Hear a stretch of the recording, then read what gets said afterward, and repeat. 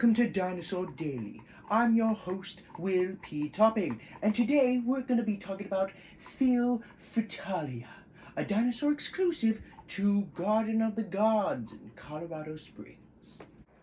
In 1878, this dinosaur was discovered in Colorado Springs. It wasn't until 1888 that this dinosaur was mistaken for a Camptosaurus by O.C. Marsh, a famous dinosaur paleontologist. Just like how the Doctor Who delivered me mistaken me for a girl instead of a boy because I had a small pig. It wasn't until 2006 that Dr. Kurt Johnson and Ken Carpenter discovered irregularities in the skull, deeming it to be, drumroll please, a new species of dinosaur. Hello and welcome to Dinosaur Daily.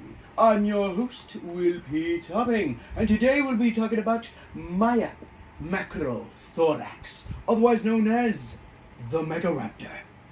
Recently discovered in the Santa Cruz province in southern Argentina.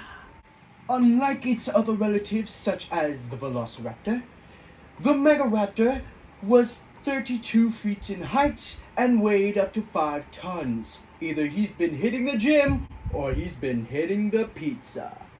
The Maya in its name actually represents an evil entity in the Aonakink mythology that represents the, and I quote, the shadow of the death.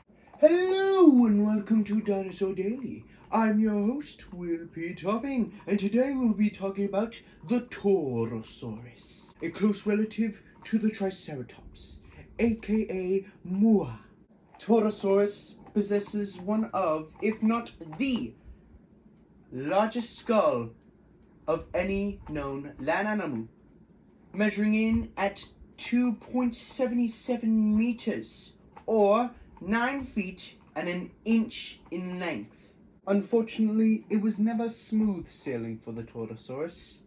In fact, in the early 2010s, a wide debate conversed between whether or not the Torosaurus and the Triceratops were the same species. Thankfully, they have now concluded, and the Torosaurus is now an individual species. Hello and welcome to Dinosaur Daily. I'm your host, Will P. Topping, and today we will be talking about the Carnotaurus.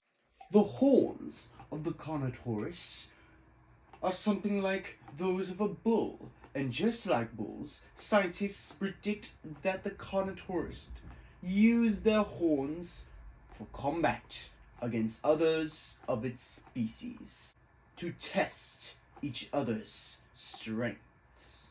You know, as impressive as the horns, the teeth, and not as impressive as those stubby little arms may be, the legs may have actually been its strongest trait. You see, these long legs were powerful and made the Carnotaurus agile. Hello and welcome to Dinosaur Daily. I'm your host, Will P. Topping, and today we will be talking about the Brachiosaurus. For almost a century, this behemoth was considered to be one of the tallest dinosaurs on planet Earth. Unfortunately, since then, much bigger dinosaurs have claimed that title. The skeleton of the Brachiosaurus was discovered in the valley of the Colorado River in 1900.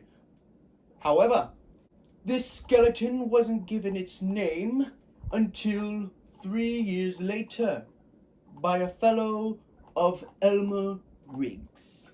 Hello and welcome to Dinosaur Daily. I'm your host, Will P. Topping, and today we will be talking about the Allosaurus, with a bit of a roll on the tongue. While some were known for their bite, and others were known for their size, the Allosaurus was known for his speed. In fact, scientists predict that the Allosaurus could run up to 37 miles per hour. the Allosaurus was not defined by his different backbone. No. Well, yeah, but the way it hunts is quite unique. You see, the Allosaurus grabs its prey with those claws, and then it jabs its upper jaw into the flesh like an axe, cutting down a tree. Hello and welcome to Dinosaur Daily. I'm your host, Will P. Topping, and today we will be talking about the Parasaurolophus. Now you may be wondering, Will, what's that thing on its skull? I shall tell you. That is the skull's crest. You see, inside the crest is a hollow tube filled with passages that connect to the nostrils to help form a low-frequency noise that other dinosaurs and other parasaurs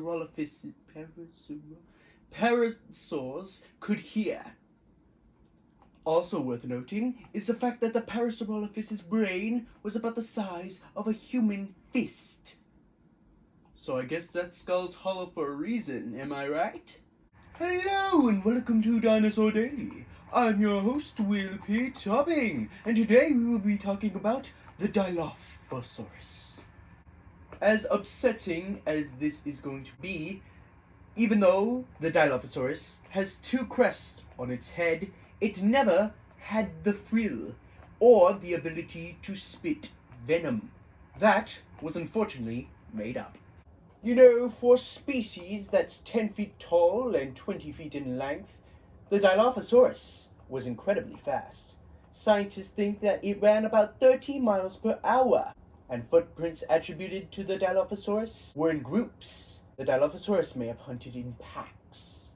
Hello and welcome to Dinosaur Daily. I'm your host, Will P. Topping, and today we will be talking about the Jaxartosaurus, a hadrosaurid dinosaur of the late Cretaceous period.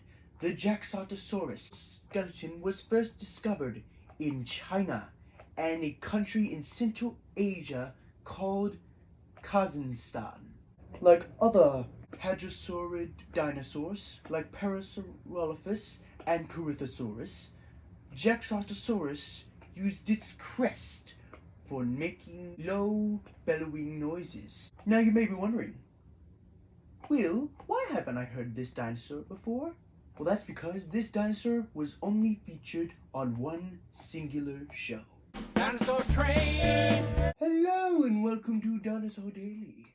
I'm your host, Will P. Topping, and today we will be talking about the Giganotosaurus.